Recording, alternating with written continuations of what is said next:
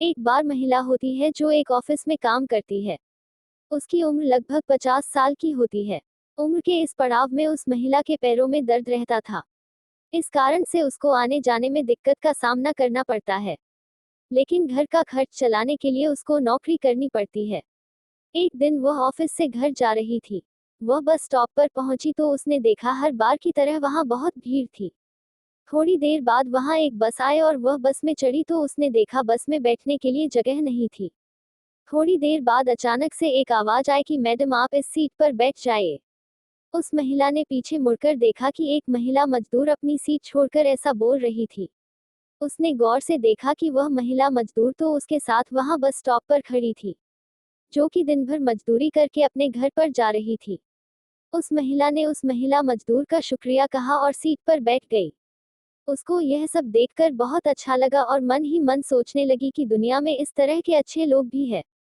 थोड़ी देर के बाद एक स्टॉप आया और उस महिला के बगल वाली सीट से एक आदमी खड़ा होकर उस बस स्टॉप पर उतर गया तो उस महिला ने उस मजदूर महिला को वहां पर बैठने को कहा, लेकिन वह महिला मजदूर वहां नहीं बैठी।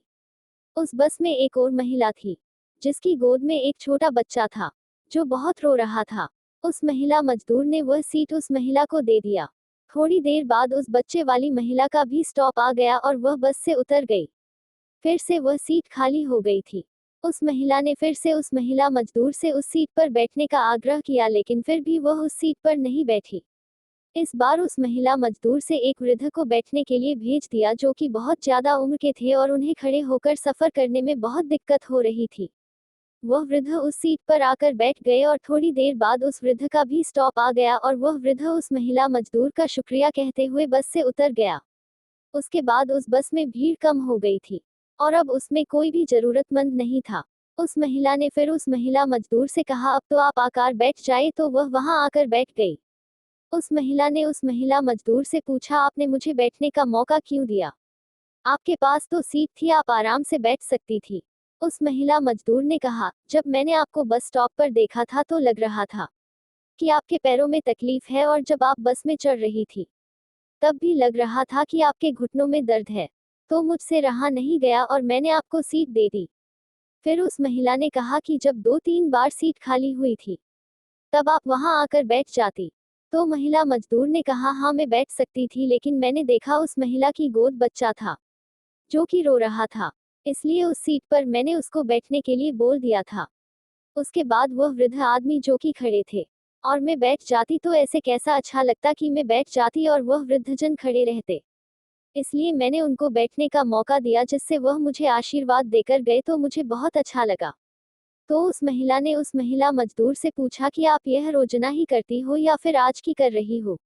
तो उस महिला मजदूर ने कहा, यह मैं रोजाना ही करती हूँ। और आगे कहने लगी कि मैडम मेरे पास दान करने के लिए पैसे तो नहीं है, मतलब कुछ भी नहीं है जिससे कि मैं कुछ पुण्य कमा सकूं। कभी कभी रास्ते में से कचरा उठाकर साइड में कर देती हूँ, कभी कुछ होता है खाने को तो जानवरों को दे देती हूँ, और यहाँ बस में जब कोई जरूरतमंद को देखती हूँ तो उसके लिए अपनी सीट दे देती हूँ। बात खत्म होते होते उन दोनों का भी स्टॉप आ गया और वह दोनों अपने रास्ते चल दिए। दोस्तों, यह कहानी हमें सिखाती है कि हम जिंदगी में जितना कुछ बांट सकते हैं उतना हमें बांटना चाहिए। हमारे पास कुछ न कुछ है जिसे हम दूसरों को साथ शेयर कर सकते हैं। चाहे आपके पास पैसा हो तो आप किसी की मदद कर सकते हो, या आपके पास कोई ऐसी चीज हो जिसे आप किसी के साथ बांट सकते हो।